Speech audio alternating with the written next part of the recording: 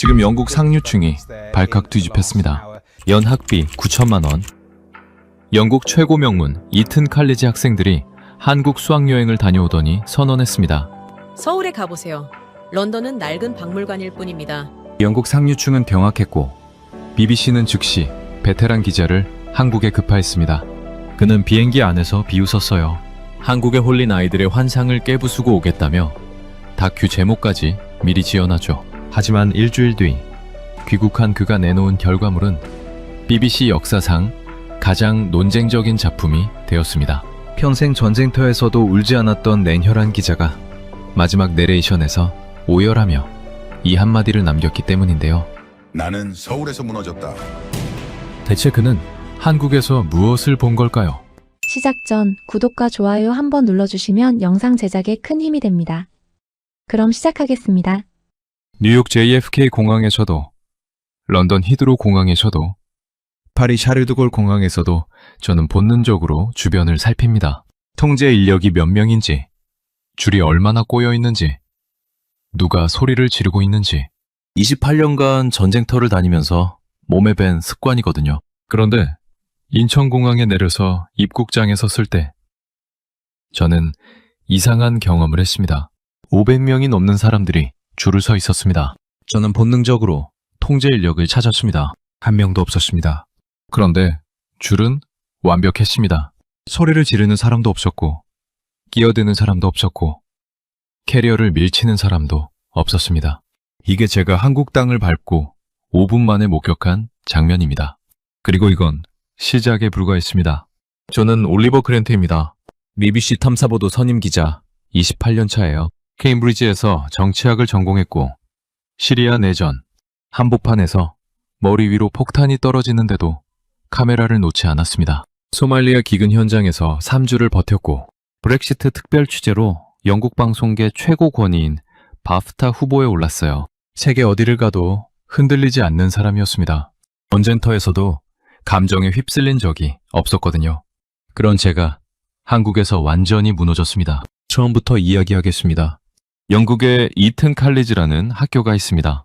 윌리엄 왕세자가 나왔고 보리스 존슨과 데이빗 캐머런 전 총리가 거쳐간 600년 역사의 최고 명문이에요. 연간 학비 5만 파운드, 한화로 약 8,500만 원입니다. 영국 총리 20명이 이 학교 출신이고 런던 금융가와 정계의 핵심 인물들이 여기를 거쳐갔어요. 영국 상류층의 DNA가 만들어지는 곳입니다. 그 이튼 칼리지 12학년 학생 15명이 영국 교육부의 글로벌 교육 현장 비교 프로젝트로 한국 수학여행을 다녀왔습니다. 2주간의 일정을 마치고 돌아온 학생들이 소셜미디어에 글을 올렸는데 그게 영국 전역에서 폭발해버린 겁니다. 런던은 서울 앞에서 낡은 박물관이었습니다. 영국이 선진국의 원조라고요? 서울에 가보세요. 런던이 부끄러워집니다. 여러분, 이게 무슨 의미인지 아십니까? 대영 제국의 자부심을 먹고 자란 이튼 학생들이 영국이 부끄럽다고 공개적으로 선언한 겁니다. 이튼 학부모들이 격분했습니다. 이 학부모들이 보통 사람들이 아니에요. 런던시티 투자은행 회장들이고 웨스트엔드 최고급 로펌의 시니어 파트너들이고 귀족 가문의 당주들입니다. 학교 게시판에 항의글이 폭주했고 결국 학부모위원회가 BBC에 공식 취재 요청까지 보냈습니다. 편집국장 리처드 월리스가 저를 불렀어요. 올리버, 가서 냉정하게 팩트체크하고 와. 아이들이 뭔가에 홀린 거야. 저도 같은 생각이었습니다. 출발 전 사전 취재에서 만난 영국 상류층의 반응은 한결같았거든요. 런던시티의 한 펀드 매니저는 아시아가 부지런한 건 인정하지만 문명의 깊이가 다르지 라고 했고 전직 외무부 동아시아 담당관은 코웃음을 치며 말했습니다. 한국? 우리 젊은이들이 한국 전쟁 때 피 흘려 지켜준 나라 아닌가? 거기서 배울 게 있다고? 옥스퍼드 아시아 하간 연구소의 헬레나 크로포드 교수는 화상 인터뷰에서 이렇게 말했어요. 한국의 경제 성장은 인정합니다만 시민사회의 성숙도는 영국과 비교 대상이 아닙니다. K-팝과 삼성 말고 뭐가 있습니까?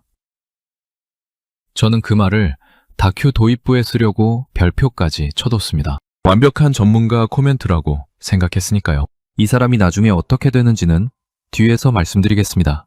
출발 직전 문제의 학생을 만났습니다. 해리 윈스턴, 17살. 아버지가 런던시티 대형 투자은행 회장인 집안이에요. 카페에서 마주 앉았을 때 이 학생의 눈빛이 진지했습니다. 브렌트 씨, 저도 처음엔 한국을 무시했어요. 유럽과 미국만이 세계의 중심이라고 배웠으니까요. 그런데 인천공항에서 5분 만에 제가 배운 모든 것이 흔들렸어요. 17살짜리 입에서 나온 말치고는 섬뜩할 만큼 무거웠습니다. 하지만 저는 반신반의했어요. 직접 보면 별거 아닐 거라고요. 비행기 안에서 다큐 결론을 미리 정해놨습니다. Z세대의 과잉 반응. 제목도 써뒀어요. 극동의 신기루, 이튼 학생들은 한국에서 무엇에 홀렸나. 깔끔하게 정리하고 돌아오면 되는 추장이었습니다. 그때까지만 해도요. 그런데 인천공항에 내리는 순간 그 구성안은 영원히 쓸 수 없게 됐습니다. 비행기에서 내려 입국장으로 향하는 통로를 걸었습니다. 12시간의 비행이 온몸에 쌓여 있었어요. 빨리 호텔 침대에 눕고 싶다는 생각뿐이었습니다.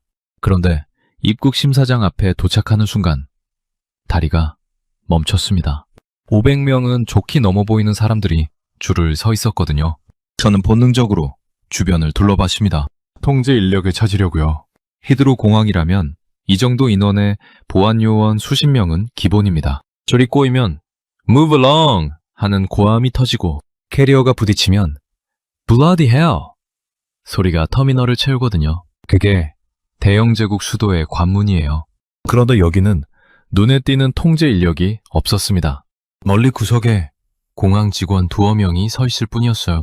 그런데 수백 명이 두 줄로 가지런히 서 있었습니다. 앞 사람과의 간격도 일정하고 누구 하나 큰 소리로 떠들지 않았어요. 줄이 천천히 움직이기 시작했을 때였습니다. 앞에 있던 중년 남자가 실수로 캐리어를 옆 사람 발등 위로 굴렸어요. 저는 순간 긴장했습니다. 히드로였다면 고함이 터지고 매니저를 찾는 소동이 벌어졌을 장면이거든요. 그런데 발을 밟힌 여성이 괜찮다며 손을 저었고 실수한 남자가 깊이 고개를 숙여 사과했습니다. 그걸로 끝이었어요. 입국 심사는 1분도 걸리지 않았고 수화물을 찾는 곳에서는 한 노인이 무거운 짐을 들어 올리려 애쓰자 옆에 있던 젊은이가 자연스럽게 다가가 들어줬습니다. 아무도 시키지 않았는데요. 카메라가 비추고 있는 것도 아닌데요. 감시 없는 질서. 그게 제 첫 번째 메모였습니다. 그날 밤 잠을 잘 수가 없었습니다. 시차가 몸을 완전히 뒤집어 놓았거든요. 새벽 2시. 결국 포기하고 로비로 내려갔습니다. 프런트 직원이 물었어요. 산책하시려고요? 이쪽으로 나가시면 편의점도 있고 강변 산책로도 가까워요. 아무렇지 않은 얼굴이었습니다. 여러분, 새벽 2시에 외국인 남자가 혼자 나간다는 건데 걱정하는 기색이 전혀 없었어요. 런던이었다면 Are you sure? Please be careful. 이라는 말이 반사적으로 나왔을 겁니다. 호텔 문을 나서는 순간 28년간 몸에 밴 경계 본능이 작동했습니다. 주변을 살피고 어두운 골목을 확인하고 주머니에 손을 넣어 뭔가를 줍니다. 열쇠든 핸드폰이든 시리아에서든 소말리아에서든 런던에서든 어두운 거리에 나서면 반사적으로 하는 행동이에요. 영국 남자도 예외가 아닙니다. 런던의 밤은 남자에게도 안전하지 않거든요. 런던의 새벽 2시를 아십니까? 영국은 세계에서 칼부림 범죄가 가장 심각한 나라 중 하나입니다. 매년 수만 건의 칼부림 사건이 발생하고 10대 청소년까지 칼을 품고 다녀요. 산성물질을 얼굴에 뿌리는 산성 공격이 사회 문제가 된 나라입니다. CCTV가 600만 대예요. 영국 전체 인구 6,700만 명 대비 11명당 카메라 한 대 꼴입니다. 세계에서 가장 많은 감시 카메라를 운용하는 나라 중 하나인데도 범죄는 줄지 않거든요. 그런데 서울의 새벽 2시는 달랐습니다. 가로등이 일정한 간격으로 켜져 있었고 편의점 불빛이 골목을 밝히고 있었어요. 편의점 안에 사람 서너 명이 앉아 라면을 먹고 있었습니다. 새벽 2시에 유리벽으로 된 가게에 문도 안 잠그고 사람들이 앉아 있는 겁니다. 편의점 주인은 졸고 있었어요. 문은 활짝 열려 있었습니다. 그때 앞에서 한 사람이 걸어오는 게 보였습니다. 20대 초반으로 보이는 여성이었어요. 혼자였습니다. 이어폰을 양쪽 다 끼고 있었습니다. 핸드폰 화면을 보면서 걷고 있었어요. 뒤도 안 돌아봤습니다. 주변을 경계하는 기색이 전혀 없었습니다. 저는 그 자리에 멈춰 섰습니다. 런던에서 이 장면은 불가능합니다. 맨체스터에서도, 버밍엄에서도, 에딘버러에서도 불가능해요. 영국 여성들은 밤에 열쇠를 손가락 사이에 끼우고 걷습니다. 택시를 타면 번호판을 친구에게 문자하거든요. 귀가할 때는 실시간 위치 공유 기능을 켜요. 대학 캠퍼스에는 야간 에스코트 서비스가 있습니다. 혼자 걷기 무서운 학생을 위해 같이 걸어주는 사람을 보내는 거예요. 이어폰 양쪽 끼고 혼자 걷는 건 상상할 수 없는 일입니다. 한강변 벤치에 앉았습니다. 불빛이 수면 위에서 흔들리고 있었어요. 그리고 눈물이 났습니다. 제 나라에 화가 났기 때문입니다. 영국은 대영 제국의 후예라고 자부합니다. 의회 민주주의의 발상지, 산업혁명의 본고장이에요. 그런데 영국 여성들은 새벽에 혼자 걷지 못합니다. 해가 지지 않는 나라를 자처했던 제국의 수도에서 해가 지면 여자는 집 밖에 나오지 못하는 겁니다. 그런데 이 나라에서는 20대 여성이 새벽 2시에 이어폰 양쪽 끼고 걸어가고 있었습니다. 당연하다는 듯이요. 두 번째 메모를 적었습니다. 공포 없는 밤. 이 나라를 지키는 건 CCTV가 아니다. 뭔가 다른 것이 이 나라를 지키고 있다. 다음날 아침 8시, 서울 시내 취재를 위해 지하철을 타기로 했습니다. 역까지 걸어가는 길부터 달랐어요. 출근하는 사람들의 물결이 쏟아지고 있었습니다. 정장 차림의 직장인, 교복 입은 학생, 운동복 차림의 노인까지. 좁은 인도인데 사람들이 서로 부딪히지 않았어요. 자연스럽게 오른쪽으로 걷고, 급한 사람은 빠르게 앞질러 가고, 천천히 가는 사람은 슬쩍 비켜섰습니다. 아무도 지시하지 않았는데요. 런던 출근길을 아십니까? 한 블록만 걸으면 서너 번은 어깨가 부딪힙니다. 관광객한테 move 하고 소리치는 게 런던 직장인의 아침 일상이에요. 여기서는 수천 명이 동시에 움직이는데 마찰이 없었습니다. 지하철역 입구에 도착했을 때 또 한 번 놀랐습니다. 경비원이 없었거든요. 런던 튜브라면 역마다 교통경찰이 서 있고 대형역에는 무장경찰이 상주합니다. 무임승차를 막으려고 개찰구에 직원이 붙어 있는데도 뛰어넘는 사람이 하루 수천 명이에요. 여기는 교통카드를 찍고 지나가면 끝이었습니다. 승강장으로 내려갔을 때 눈에 들어온 것이 있었어요. 승강장 끝에서 끝까지 투명한 유리벽이 설치되어 있었습니다. 스크린도어. 열차가 정확히 멈추면 문이 열리는 구조였어요. 런던 튜브는 승강장에 아무런 차단 장치가 없습니다. 매년 선로 추락 사고가 발생하고 자살 시도도 끊이지 않아요. 수십 년간 스크린도어 설치를 논의했지만 예산 문제, 역사 구조의 한계를 이유로 미루고 있거든요. 한국은 전국 지하철역에 이미 설치를 마쳤습니다. 사람의 생명을 지키는데 예산 타령을 하지 않은 나라예요. 열차가 들어왔습니다. 문이 열리자 안에서 내리는 사람들이 먼저 나왔어요.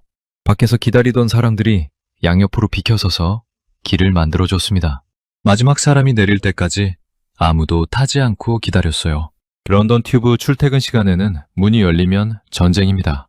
내리는 사람과 타는 사람이 동시에 밀치고 가방이 끼고 혀를 차는 게 일상이거든요. 차 안에 들어갔습니다. 조용했어요. 그런데 제 눈에 들어온 것이 있었습니다. 분홍색으로 구분된 좌석, 임산부와 노약자를 위한 배려석이었습니다. 출퇴근 10,000원 전철인데 그 자리만 비어 있었어요. 젊은이들이 바로 옆에 빽빽하게 서 있는데도 아무도 그 자리에 앉지 않았습니다. 강제하는 사람도 없었고 감시하는 사람도 없었어요. 런던 튜브에도 프라이오리티 씰 표지판이 있습니다. 그런데 앉아있다가 노인이 와도 모른 척하는 경우가 태반이에요. 솔직히 고백하면 저도 피곤하면 눈을 감고 못 본 척한 적이 있습니다. 한국에서는 빈자리가 곧 문화였어요. 앉지 않는 것이 규칙이 아니라 마음이었습니다. 스크린도어는 시스템이고 배려석을 비워두는 것은 사람의 선택이에요. 이 나라는 시스템과 시민의식이 동시에 작동하고 있었습니다. 영국은 매그나카르타 이래 800년간 법치를 쌓아온 나라인데 규칙을 만들어도 지키지 않는 사람 때문에 규칙이 무력화되거든요. 세 번째 메모를 적었습니다. 시스템도 작동하고 사람도 작동한다. 둘 다 되는 나라가 있다. 그날 오후 예상치 못한 일이 벌어졌습니다. 촬영 스태프 중 카메라맨 토비가 취재 현장에서 계단을 내려가다 발을 헛디뎠어요. 발목이 심하게 꺾이면서 부어올랐습니다. 골절이 의심되는 상황이었어요. 제 첫 반응은 비용 걱정이었습니다. 영국인이라면 당연한 반응이 아니라 영국 NHS의 현실을 아는 사람이라면 당연한 반응이에요. NHS는 무료 의료 시스템이라고 자랑하지만 현실은 다릅니다. 응급실 평균 대기 시간이 12시간이 넘어요. 구급차를 불러도 몇 시간을 기다리는 경우가 허다합니다. 수술 대기 목록에 760만 명이 올라 있고 무릎 수술 대기만 2년이에요. 무료인데 못 받는 의료. 아파도 기다리다 죽는 나라. 그게 대영 제국의 의료 현실입니다. 한국 응급실에 도착했습니다. 접수 5분, 대기 20분. 엑스레이와 처치와 처방까지 포함해서 총 2시간이면 끝났어요. 그런데 진짜 충격은 비용이었습니다. 토비는 보험이 없는 외국인이라 100% 본인 부담이었거든요. 전부 합쳐서 7만 원, 약 42파운드. 저는 직원에게 다시 물었습니다. 42파운드요? 파운드가 아니라 원이요? 직원이 웃으면서 영수증을 다시 보여줬어요. 맞았습니다. 42파운드. NHS는 무료를 자랑하지만 12시간을 기다려야 하고 한국은 42파운드를 내지만 2시간 만에 끝나는 겁니다. 세계 12위 경제대국이 보험도 없는 외국인에게 이 가격으로 즉시 치료를 해주는 나라. 네 번째 메모를 적었습니다. 생존의 비용이 다르다. 영국에서는 무료인데 못 받고 이 나라에서는 42파운드에 즉시 받는다. 부산 취재를 위해 차량으로 이동했습니다. 경부고속도로에 진입하는 순간 첫인상이 강렬했어요. 도면이 매끄럽고 차선이 선명하고 차들의 흐름이 부드러웠습니다. 중간에 휴게소에 들렀는데 화장실이 깨끗했어요. 매점도 깔끔하게 정돈되어 있었습니다. 영국 고속도로 휴게소를 떠올리면 이해가 빠를 겁니다. 화장실 바닥에 물이 고여 있고 비누가 떨어져 있고 냄새가 코를 찌르는 곳이 한두 군데가 아니거든요. 여기는 달랐습니다. 가이드가 아무렇지 않게 말했어요. 이 고속도로가 1970년에 완공됐습니다. 저는 되물었습니다. 1970년이요? 50년 넘은 도로가 이 상태라고요? 영국 도로의 현실을 아시는 분이라면 제가 왜 놀랐는지 이해하실 겁니다. 영국 전역에 포트홀이라고 불리는 도로 구덩이가 만연합니다. 매년 수십만 건의 포트홀 민원이 접수되고 차량 타이어가 터지고 서스펜션이 망가지는 사고가 속출해요. 지방 도로는 더 심각합니다. 영국 도로가 개발도상국 수준이라는 자조가 BBC 뉴스에 버젓이 나올 정도거든요. 도로 보수 예산은 매년 삭감됩니다. 50년 된 도로를 이 상태로 유지한다는 게 영국인 입장에서는 믿기 어려운 일이에요. 한국은 끊임없이 보수하고 확장해서 50년 넘은 고속도로를 신설도로처럼 유지하고 있었습니다. 가이드가 경부고속도로의 역사를 들려줬습니다. 1968년 착공, 1970년 완공. 당시 한국의 1인당 국민소득이 200달러도 안 되던 시절이었다고 합니다. 국제사회는 미친 짓이라고 했어요. 세계은행도 차관을 거부했습니다. 장비도 없고 기술도 없고 자본도 없던 나라였거든요. 그래서 어떻게 했는지 아십니까? 한국의 노동자들이 삽과 곡괭이로 산을 깎았습니다. 맨손으로 다리를 놓았어요. 여름에는 40도가 넘는 폭염 속에서, 겨울에는 살을 애는 혹한 속에서 일했습니다. 사고로 목숨을 잃은 사람들도 있었어요. 그 사람들의 이름은 역사에 남지 않았습니다. 하지만 그 사람들이 깎은 산과 놓은 다리는 지금도 남아있거든요. 가이드가 조용히 말했습니다. 지금 이 고속도로 위를 달리는 수백만 대의 차들은 그 사람들의 땀과 피 위를 달리고 있는 겁니다. 저는 창밖을 바라봤습니다. 끝없이 이어지는 깨끗한 아스팔트 위로 물류트럭이 쉴 새 없이 달리고 있었어요. 영국이 산업혁명 이후 200년에 걸쳐 쌓은 인프라를 이 나라는 한 세대 만에 맨손으로 만든 겁니다.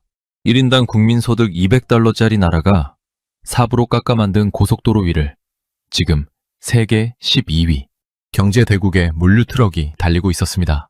가이드가 덧붙였어요. 그 사람들이 지금의 할아버지, 할머니 세대입니다. 저는 한동안 아무 말도 하지 못했습니다. 5번째, 메모를 적었습니다. 맨손으로 만든 나라. 부산 취재를 마치고 서울로 돌아왔습니다. 호텔에 도착한 다음날 아침 6시.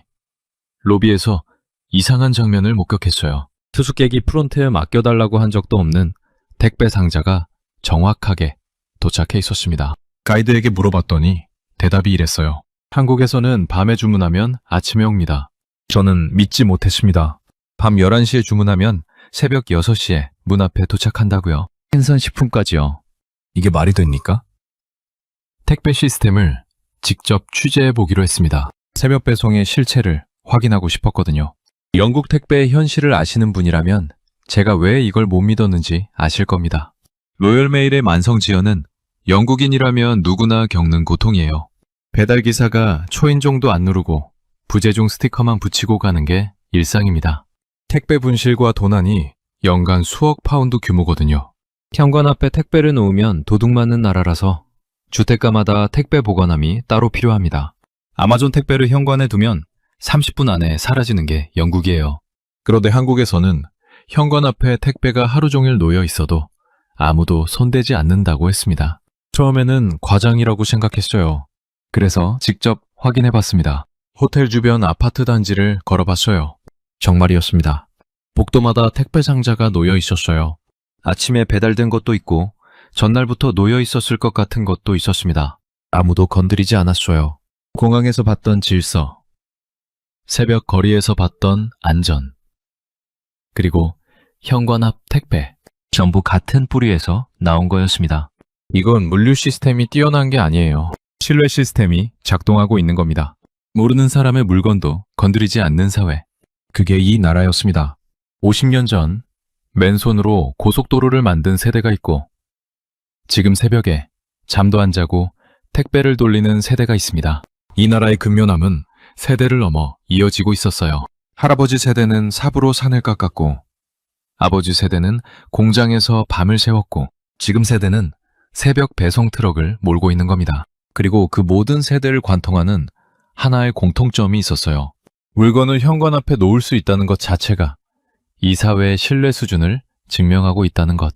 택배 하나에 한 나라의 품격이 드러나고 있었습니다. 5번째 메모에 한 줄을 추가했습니다. 현관 앞 택배가 사라지지 않는 나라.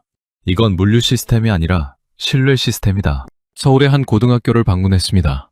교장 선생님이 직접 정문까지 나와서 안내해 주셨어요. 학교 정문에 도착했을 때 저는 무의식적으로 무언가를 찾고 있었습니다. 걸음을 옮기면서도 시선이 자꾸 입구 쪽을 훑었어요. 정문을 완전히 지나고 나서야 깨달았습니다. 금속 탐지기를 찾고 있었던 겁니다. 없었습니다. 가방 검사대도 없었어요. 보안요원도 경비원도 보이지 않았습니다. 아이들이 그냥 정문을 지나 교실로 걸어가고 있었어요. 웃으면서요. 친구 어깨에 팔을 두르고 장난을 치며 큰 소리로 떠들면서 걸어가고 있었습니다. 저는 정문 앞에 서서 한동안 그 모습을 지켜봤습니다. 눈이 뜨거워졌어요. 영국 학교의 현실을 말씀드려야 합니다. 영국에서는 나이프 범죄가 해마다 급증하고 있습니다. 10대 청소년들 사이에서 칼을 품고 다니는 게 더 이상 놀라운 일이 아닌 나라가 됐어요. 이 문제가 얼마나 심각하냐면 일부 학교에 공항에서나 볼 수 있는 금속 탐지기가 도입됐습니다. 학생들이 매일 아침 등교할 때 가방을 열어서 검사받아요. 칼이나 흉기를 갖고 있는지 확인하는 겁니다. 런던 시내 학교에서는 이 가방 검사가 완전히 일상이 된 곳도 있어요. 그런데 이렇게까지 해도 학교 주변에서 칼부림 사건이 터집니다. 10대 청소년이 등하굣길에 칼에 찔려 숨지는 뉴스가 매주 나오는 나라예요. 매주요? 그게 대영 제국의 학교 현실입니다. 그런데 이 나라 학교에는 금속 탐지기가 없었습니다. 가방 검사도 없었어요. 칼부림 공포도 없었습니다. 아이들이 웃으면서 학교에 가고 있었어요. 이게 학교의 원래 모습이구나. 금속 탐지기 없이, 가방 검사 없이 아이들이 친구 팔짱을 끼고 웃으면서 등교하는 것. 이게 당연한 거구나. 영국이 비정상이었구나. 그 생각이 머리를 세게 때렸습니다. 점심시간이 됐습니다. 전교생이 급식실로 이동했어요. 저도 따라 들어갔습니다. 급식실 풍경이 인상적이었어요. 학생들이 한 줄로 가지런히 서서 시판을 들고 차례차례 배식을 받고 있었습니다. 메뉴가 눈에 들어왔어요. 밥, 된장국, 불고기, 시금치 나물, 김치, 그리고 배 한 조각까지. 여면사가 매일 설계한 균형 잡힌 한 끼라고 했습니다.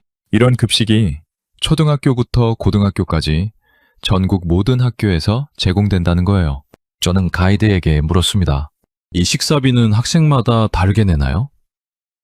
전원 무료입니다. 저소득층만 무료인 건가요? 아닙니다. 전교생 전원입니다. 저는 식판을 들고 줄을 선 학생들을 바라봤습니다. 교복이 똑같았어요. 식판이 똑같았습니다. 밥이 똑같았어요. 부잣집 아이도 형편이 어려운 집 아이도 같은 줄에 서서 같은 밥을 받아 먹고 있었습니다. 누가 부유하고 누가 가난한지 이 급식실 안에서는 절대로 구분할 수가 없었어요. 영국 학교 급식의 현실이 떠올랐습니다. 영국은 유료 급식이 기본이에요. 한 끼에 2에서 3파운드. 한화로 약 3,500원에서 5,000원 정도 됩니다. 가정 형편이 어려운 아이들은 무료 급식 대상자로 등록되거든요. Free School Meals, 줄여서 FSM이라고 합니다. 문제는 이 시스템 자체가 낙인이 된다는 겁니다. 별도의 카드를 써야 하거나 계산대에서 FSM 표시가 화면에 뜨거나 다른 아이들이 금방 눈치를 채요.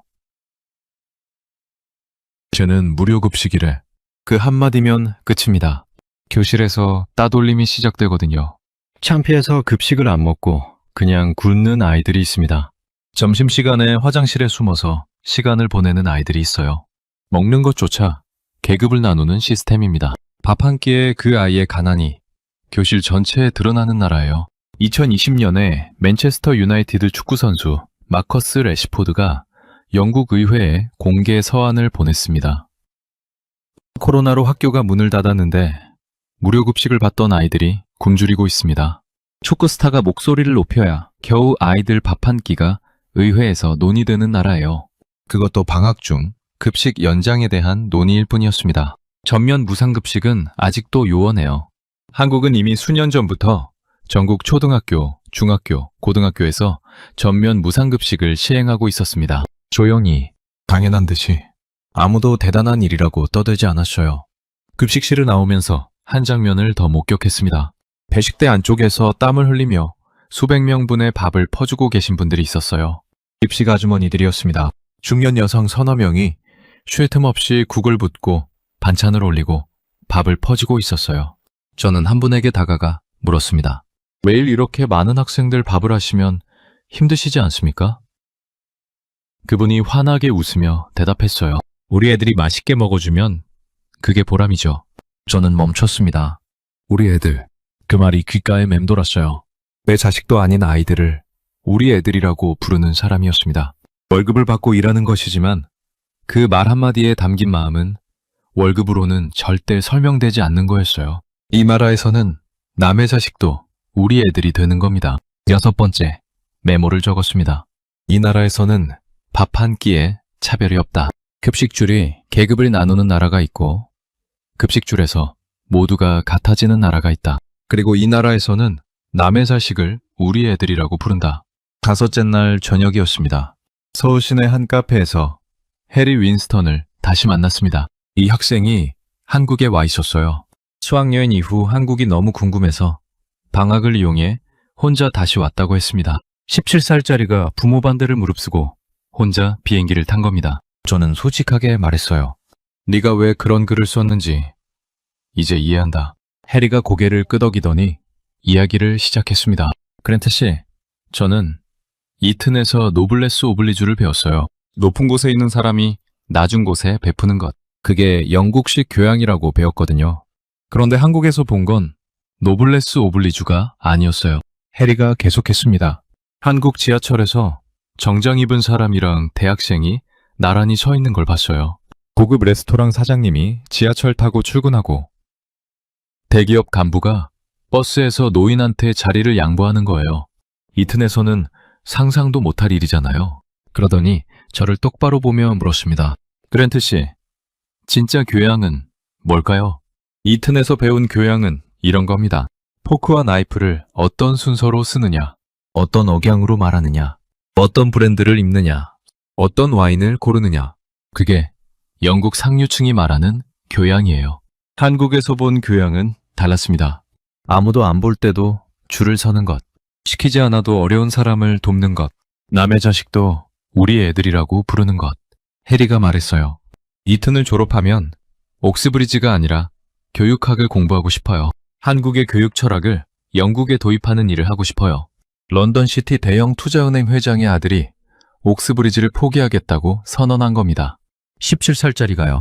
해리가 수학여행 중 홈스테이 가정에서 들은 이야기를 전해줬습니다. 호스트 가정의 할머니가 들려준 이야기였어요. 전쟁 직후 이 나라는 아무것도 없었다고 합니다. 공장도 없고 자원도 없고 돈도 없었어요. 석유 한 방울 나지 않는 땅이었습니다. 1960년 1인당 국민소득 79달러. 당시 영국의 약 20분의 1이었거든요. 영국이 비틀즈를 듣고 미니스커트를 입고 있을 때 이 나라는 전쟁의 잿더미 위에서 굶주리고 있었습니다. 그런데 폐허 속에서도 부모들은 자식을 학교에 보냈어요. 먹을 것이 없어도 책은 샀습니다. 자기는 못 배웠지만 자식만큼은 배워야 한다는 일념 하나로 버텼거든요. 이웃집 아이가 학교에 못 가면 동네가 나서서 돈을 모았어요. 한 집이 어려우면 마을 전체가 도왔습니다. 그 자식들이 자라서 경부고속도로를 만들었고 그 손자들이 삼성 반도체를 만들었고 그 증손자들이 지금 전 세계를 K-팝과 한국 영화로 뒤흔들고 있는 겁니다. 79달러에서 세계 12위 경제대국까지 전 세계 역사에서 이런 사례는 단 하나도 없습니다. 할머니가 1997년 이야기를 들려줬다고 합니다. IMF 외환 위기. 나라가 부도 직전까지 갔어요. 경제가 무너지고 기업이 줄줄이 쓰러지고 실업자가 거리에 넘쳐났습니다. 그때 이 나라 국민들이 뭘 했는지 아십니까? 결혼 반지를 꺼냈습니다. 볼반지를 꺼냈어요. 금목걸이를 꺼냈습니다. 집집마다 서랍을 열어 금을 꺼냈어요. 차례 50만 명이 참여했습니다. 27톤의 금이 모였어요. 할머니 본인도 돌반지를 냈다고 했습니다. 해리가 물었대요. 아깝지 않으셨어요? 할머니의 대답이 이랬습니다. 내 반지 하나가 뭐가 중요해? 나라가 살아야 손자들이 사는데. 결혼 반지가 뭡니까? 인생에서 가장 소중한 순간의 상징이에요. 사랑하는 사람과 평생을 약속하며 끼운 반지입니다. 그걸 빼서 나라에 내놓은 거예요. 영국에서 비슷한 위기가 오면 어떻게 될까요? 2011년 런던 폭동을 보면 답이 나옵니다. 경찰 총격 사건에 항의하는 시위가 약탈로 번졌어요. 시민들이 상점 유리를 깨고 텔레비전을 들고 나왔습니다. 운동화를 훔치고 전자제품을 훔쳤어요. 불을 질렀습니다. 나라가 위기에 빠졌을 때 영국인은 약탈했고 한국인은 결혼 반지를 모았습니다. 카페를 나온 밤이었습니다. 호텔로 돌아가는 길에 가이드가 배달 앱을 보여줬어요. 자정이 넘은 시간이었습니다. 치킨 족발 떡볶이부터 편의점 물품까지 화면에 떴어요. 30분 안에 도착한다고 했습니다. 직접 주문해봤어요. 실제로 27분 만에 도착했습니다. 영국의 밤은 다릅니다. 저녁 9시면 레스토랑 문이 닫히고 우버이츠도 밤 11시면 선택지가 거의 사라지거든요. 그런데 여러분, 더 놀라운 건 배달 자체가 아닙니다. 자정에 배달이 가능하려면 그 시간에 도로가 안전해야 하고 배달원이 낯선 집 현관 앞까지 갈 수 있어야 하고 문을 열어주는 사람이 위험하지 않아야 해요.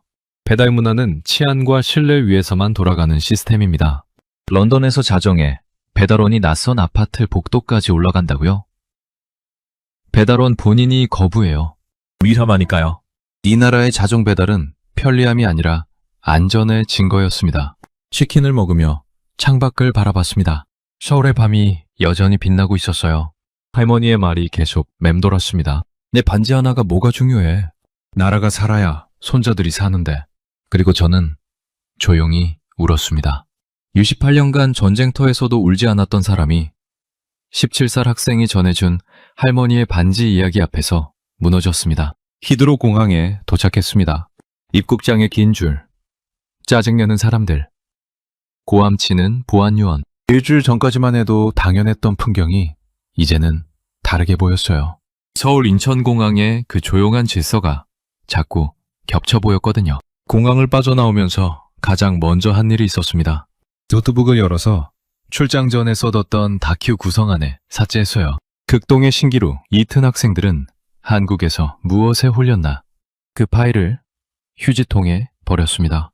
12시간 비행 동안 새로 쓴 구성안을 열었어요. 제목이 바뀌어 있었습니다. 서울에서 런던을 돌아보다 영국이 잃어버린 것들. BBC 본사로 갔습니다. 편집국장 리처드 월리스를 찾아갔어요. 리처드가 제 얼굴을 보더니 물었습니다. 뭘 봤길래 그런 표정이야? 노트북을 열어 새 구성안을 보여줬습니다. 리처드가 읽기 시작했어요. 처음에는 시큰둥했습니다. 또 K-팝 이야기거니 하는 표정이었거든요. 그런데 공항 이야기에서 눈썹이 올라갔습니다. 새벽거리 이야기에서 입을 다물었어요. 응급실 42파운드 이야기에서 고개를 갸우뚱했습니다. 경부고속도로 이야기에서 읽는 속도가 눈에 띄게 느려졌어요. 무상급식과 우리 애들 이야기에서 펜을 내려놓았습니다. 그리고 결혼반지 227톤 이야기에서 손이 완전히 멈췄어요. 다 읽고 한참 동안 아무 말이 없었습니다. 리처드가 저를 올려다보며 말했어요. 이거 3부작으로 만들자. 프라임타임 편성이다. BBC 프라임타임이 뭔지 아십니까? 저녁 9시 황금 시간대입니다. BBC에서 가장 영향력 있는 슬롯이에요. 리처드가 그 시간을 내줬다는 건 이 다큐가 영국 사회에 파장을 일으킬 거라고 판단했다는 뜻이었습니다. 3주간 밤을 새워 편집했습니다. 인천공항 영상, 서울 새벽거리 영상, 편의점 영상, 지하철 스크린도어 영상, 분홍색 배려석 영상, 응급실 영상, 경부고속도로 영상, 학교 정문 영상, 급식실 영상, 자정 배달 영상, 한국에서 찍어온 모든 것을 담았어요. 메레이션은 제가 직접 했습니다. 첫 회 방영날 밤이 왔습니다. 방영 시작 10분 만에 소셜미디어가 폭발했어요. 24시간 만에 BBC 아이플레이어 역대 최다 스트리밍 기록을 세웠습니다. X 실시간 트렌드 1위를 찍었어요. 한국 관련 게시물이 하루 만에 수백만 건 쏟아졌습니다. BBC 다큐멘터리, 역사상 전례 없는 반응이었어요. 영국이 둘로 갈라졌습니다. 가디언은 이렇게 썼어요. 외면할 수 없는 거울. 영국이 스스로를 직시해야 할 순간이 왔다. 데일리 메일은 정반대였습니다. BBC가 수신료로 자국을 비하하고 있다. 안녕 프로파간다인가? 파이낸셜 타임스는 중간 입장이었어요. 논쟁적이지만 부정할 수 없는 사실들. 불편하더라도 직시해야 할 현실. 사무실에서, 펍에서, 거실에서 한국 이야기가 화제였습니다. 택시기사가 손님한테 물었어요. 어젯밤에 그 한국 다큐 봤어? 미용실에서, 학교 교무실에서, 병원 대기실에서 같은 대화가 오갔습니다. 여국 전체가 한국이라는 거울 앞에 선 거였어요. 그런데 예상치 못한 일이 벌어졌습니다. 출장 전에 인터뷰했던 옥스퍼드의 헬레나 크로포드 교수가 BBC 생방송에 출연해 반박을 시도한 겁니다. K-팝과 삼성 말고 뭐가 있습니까? 라고 했던 바로 그 사람이에요. 교수가 말했습니다. 이 다큐멘터리는 편향적입니다. 한국의 긍정적인 면만 두각시키고 높은 자살률, 극심한 입시 경쟁, 저출생 문제를 왜 다루지 않았습니까? 앵커가 물었어요. 교수님, 한국 응급실에서 외국인이 보험 없이 42파운드에 치료받은 건 사실입니까? 그건 의료 시스템에 NHS 응급실 평균 대기 시간이 12시간이 넘는 건 사실입니까? 교수가 말을 잇지 못했습니다. 앵커가 마지막으로 물었어요. 교수님은 한국에 가보신 적이 있습니까? 침묵이 흘렀습니다. 없습니다. 방송 후 소셜미디어가 다시 폭발했어요. 가보지도 않고 비판하는 학자, 책상 위에서 세계를 판단하는 사람, 댓글이 수만 개 달렸습니다. 다음날 크로포드 교수가 공식 사과문을 발표했습니다. 다큐멘터리 3부작을 모두 시청했습니다. 인터뷰에서 했던 발언을 철회합니다. 한국에 대해 다시 공고하겠습니다. K-팝과 삼성 말고 뭐가 있냐고 했던 사람이 직접 보지도 않고 판단했던 자신의 오만을 인정한 겁니다. 저는 그 사과문을 읽으면서 생각했습니다. 나도 똑같았구나. 불과 한 달 전까지 나도 저 사람과 같은 자리에 서 있었구나. 극동의 신기루라는 제목을 써놓고 결론부터 정해놓고 비행기를 탔던 사람이 바로 나였거든요. 한국이라는 나라는 직접 밟아보지 않으면 절대 모릅니다. 책으로 읽어서도 안 되고 뉴스로 봐서도 안 돼요. 두 발로 서울 거리를 걷고 새벽 2시에 공기를 마시고 지하철 배려석 앞에 서봐야 비로소 알 수 있는 나라입니다. 다큐가 방영되고 석 달이 지났습니다. 저는 영국 사회가 이 정도로 반응할 거라고는 솔직히 예상하지 못했어요. 그런데 영국 곳곳에서 작은 변화들이 하나씩 시작되고 있었습니다. 맨체스터의 한 공립학교에서 협력의 날이라는 프로젝트가 시작됐어요. 한국의 교육 모델을 벤치마킹한 거였습니다. 학생들이 서로 가르쳐주는 스터디 그룹을 만들었는데 석 달 만에 학교 평균 성적이 눈에 띄게 올라갔다는 보고가 들어왔어요. 에딘버러의 한 쇼핑센터에서는 에스컬레이터, 오른쪽에 서주세요 캠페인이 시작됐습니다. 매니저가 직접 이메일을 보내왔어요. 한국 사람들이 아무런 안내 없이도 자연스럽게 지키는 걸 다큐에서 보고 부끄러웠습니다. 우리도 해보겠습니다. 버밍엄의 한 중학교에서는 매주 금요일을 함께하는 날로 지정해서 학생들이 서로 돕는 프로그램을 운영하기 시작했습니다. 한 학교, 한 쇼핑센터, 한 중학교, 작은 변화들이었어요. 하지만 이 작은 것들이 모여서 영국이라는 나라를 조금씩 움직이기 시작한 거였습니다. 그리고 영국 의회에서 학교 급식 개혁 논의가 다시 불붙었습니다. 의원들이 목소리를 높였어요. 한국처럼 전면 무상급식을 도입해야 한다. 밥 한 끼에 아이들의 자존심이 짓밟히는 시스템을 더 이상 방치할 수 없다. 마커스 레시포드가 소셜미디어에 다큐를 공유하며 한마디를 남겼습니다. 이 나라에서는 모든 아이가 같은 밥을 먹습니다. 우리는 왜 못합니까? 그 글이 수백만 번 공유됐어요. 2020년에 혼자서 의회에 편지를 보냈던 축구선수의 목소리에 이번에는 수백만 명의 영국 시민들이 함께 목소리를 보탠 겁니다. 그러던 어느 날 해리에게서 연락이 왔습니다. 그랜트 씨, 하나 더 알려드릴 게 있어요. 아버지가 변했어요.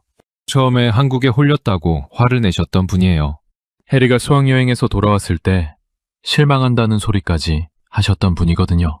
기숙사에서는 룸메이트들한테 따돌림까지 당했다고 했습니다. 한국 편을 든다고요. 그 아버지가 다큐를 보셨다고 했어요. 한 번이 아니라 3번을 돌려보셨다고 합니다. 3번째 볼 때는 어머니랑 나란히 앉아서 같이 보셨는데 결혼 반지 227톤 장면에서 어머니가 우셨다고 해요. 1150만 명이 결혼 반지를 꺼내는 장면. 할머니가 매 반지 하나가 뭐가 중요해? 라고 말하는 장면에서요. 그러자 아버지가 어머니 손을 잡으셨다고 합니다. 해리의 목소리가 떨렸어요. 아버지가 어머니 손 잡는 건 제가 태어나서 처음 봤어요. 그리고 아버지가 말씀하셨다고 합니다. 아들, 네가 옳았다. 저는 전화기를 들고 한참을 아무 말도 못했습니다. 런던 시티에서 수십억 파운드를 운용하는 투자은행 회장이에요. 영국 금융계의 자존심 그 자체인 사람이 샵7살 아들에게 네가 옳았다고 말한 겁니다. 한국 할머니의 결혼 반지 이야기가 런던 시티 회장의 마음까지 움직인 거였습니다. 런던의 밤거리를 창밖으로 바라봤습니다. CCTV 600만 대가 돌아가는 거리, 칼부림 뉴스가 매일 나오는 나라, 현관 앞 택배가 30분이면 사라지는 나라, NHS 응급실에서 12시간을 기다려야 하는 나라, 급식줄에서 아이들의 자존심이 짓밟히는 나라. 그게 제 나라입니다. 서울의 새벽이 떠올랐어요. 이어폰 양쪽 끼고 걸어가던 그 여성, 문 열린 편의점에서 졸던 주인, 분홍색 배려석을 비워둔 만원 전철, 현관 앞에 하루 종일 놓여 있어도 사라지지 않는 택배. 우리 애들이 맛있게 먹어주면 보람이죠. 라고 웃던 급식 아주머니. 그리고 내 반지 하나가 뭐가 중요해? 나라가 살아야 손자들이 사는데. 라고 했던 할머니. 한국에 사는 분들께 한 가지만 말씀드리겠습니다. 당신들은 모르실 겁니다. 새벽 2시에 이어폰 끼고 걷는 것이 얼마나 놀라운 일인지, 편의점 문이 활짝 열려 있는 것이 얼마나 기적 같은 일인지, 지하철에서 내리는 사람을 끝까지 기다려주는 것이 얼마나 아름다운 일인지, 같은 급식줄에서 같은 밥을 먹는 것이 얼마나 위대한 일인지, 자정에 치킨을 시켜 먹을 수 있는 것이 얼마나 대단한 일인지, 현관 앞 택배가 사라지지 않는 것이 얼마나 경이로운 일인지. 당연하다고 생각하시겠죠? 당연하지 않습니다. 세계 어디에도 당연하지 않습니다. 특히 할아버지 할머니 세대에 말씀드리고 싶습니다. 전쟁의 폐허에서 맨손으로 이 나라를 세우신 분들, 굶으면서도 자식을 학교에 보내신 분들, 삽과 곡괭이로 고속도로를 만드신 분들, 나라가 무너지려 할 때 결혼 반지를 꺼내신 분들, 당신들이 만든 나라가 지금 이렇습니다. 대영 제국의 후예라고 자부하던 영국의 기자가 와서 울고 갔습니다. 자랑스러워하셔도 됩니다. 아니, 자랑스러워하셔야 합니다. 28년간 전쟁터에서도 울지 않았던 사람이 서울에서 울었습니다. 시리아 폭격 속에서도, 소말리아 기근 현장에서도, 런던 폭동 한가운데에서도 눈물을 보이지 않았던 사람이 한강변 벤치에서 울었고, 할머니의 반지 이야기 앞에서 울었고, 지금 이 글을 쓰면서도 울고 있습니다. 그 눈물이 제 대답입니다. 이 이야기가 마음에 남으셨다면 댓글에 대한민국 국민이 자랑스럽다 한 줄만 남겨주세요. 그 한 줄이 모이면 이 영상이 더 많은 분들께 전해집니다. 좋아요와 구독은 다음 이야기를 만드는 힘이 됩니다. 긴 영상 끝까지 함께 해주셔서 진심으로 감사드립니다.